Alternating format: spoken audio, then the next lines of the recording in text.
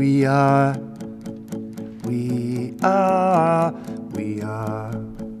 the swell season, yeah, we are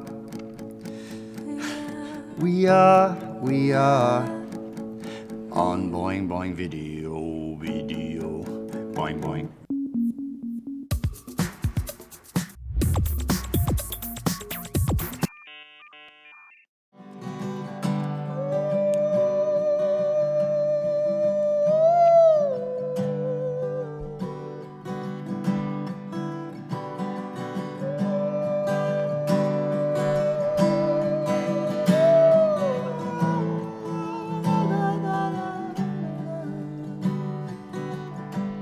When I made the movie, I was still in high school in Czech Republic. Yeah, I was 17.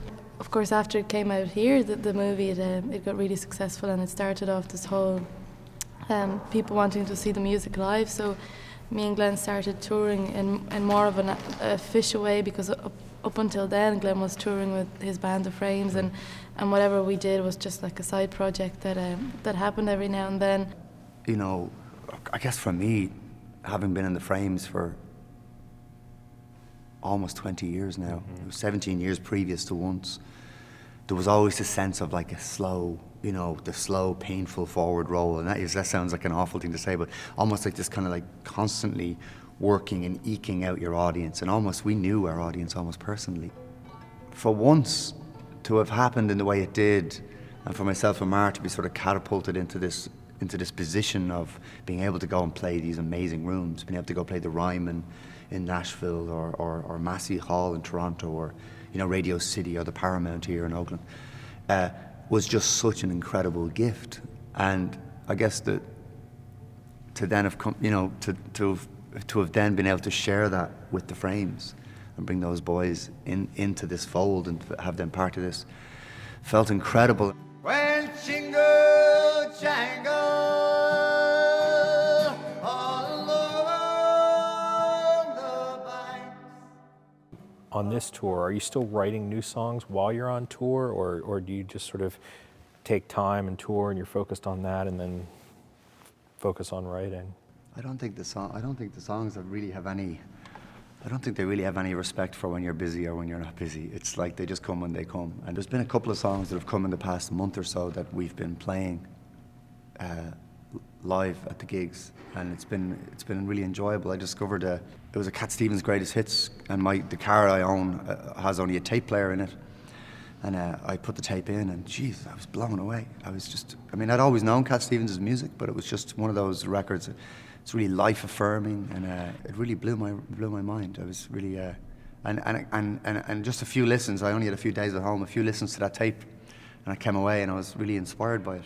And I think it was the glitch that created a few new songs for me and for us. Could you play one of those songs for us? Absolutely. Yeah. What's the name of it? I guess this song we've been kind of didn't really have a name for it, but I guess it's going to be called High Hope. I'll give it a shot. 1, 2. I'm working on a high hope, and if it all works out, you might just see me or hear from me in a while.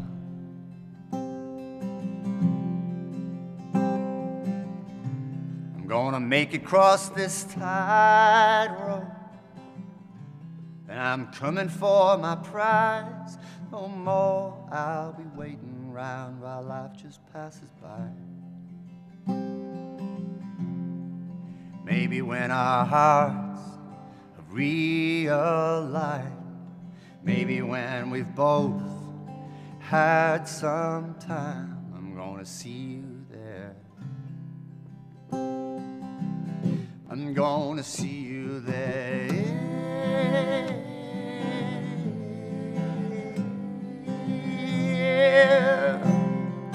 We can be natural.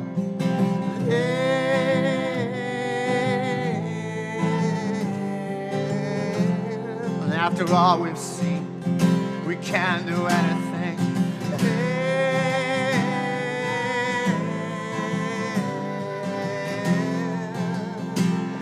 Your heart is gone forever.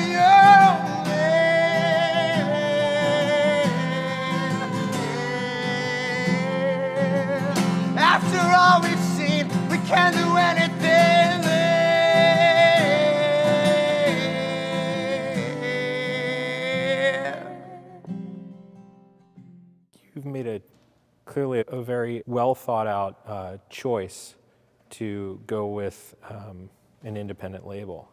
You know, what drove that? I mean, because you were in a position after winning the award, I would imagine, to write your own ticket, and this is the ticket that you've chosen to write, and I think that was an interesting choice to make. It's to do with control.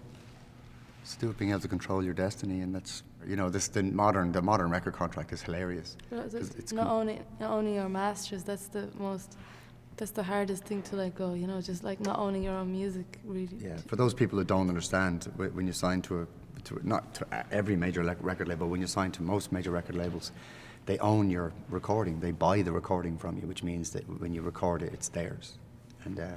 And we've been in a funny position as a Frames, where we've had to go back and actually license our own music. It's a kind of a crazy situation. So I think with this band, when it came time to make that decision, the decision had to go on gut, and it had to be about instinct. And the instinct is to own your recordings.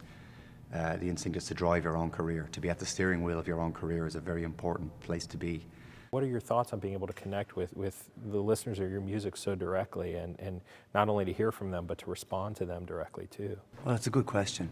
I think it's, and again, like I said, I think the industry is changing, and I think that we need, as artists, if we do want to survive nowadays, we need to have a direct relationship. You know, we need to like it's so simple for me as an ex-busker. As an ex-street musician, I totally understand this. You go out, you take out your case, you put on your guitar, and you start playing. If people come up and want to talk to you, you talk to them, because it's the bottom of the rung of entertainment. So in a way, you know, the fact that we're playing the Paramount tonight doesn't make it any different. It's still the same people. We're still pulling those people out of their normal day to go, oh, let's go see this show, and where they pay the busker in advance, you know. And so it's the same thing, and the idea of tweeting or the idea of answering MySpace messages or anything like that is just got to do with having a direct relationship. Hey, we're the Swell season, and you're watching Boing Boing video, and this is called Falling from the Sky.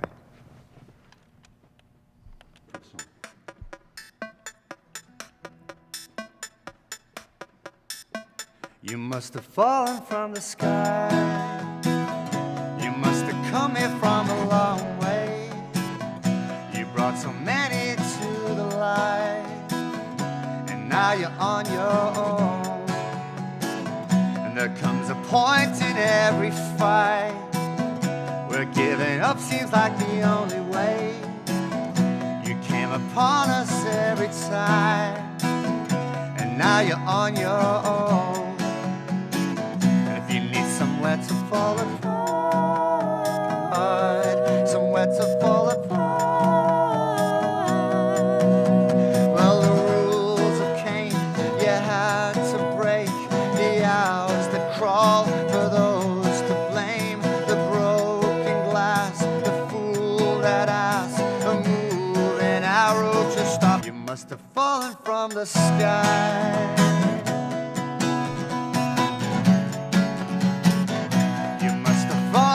The sky.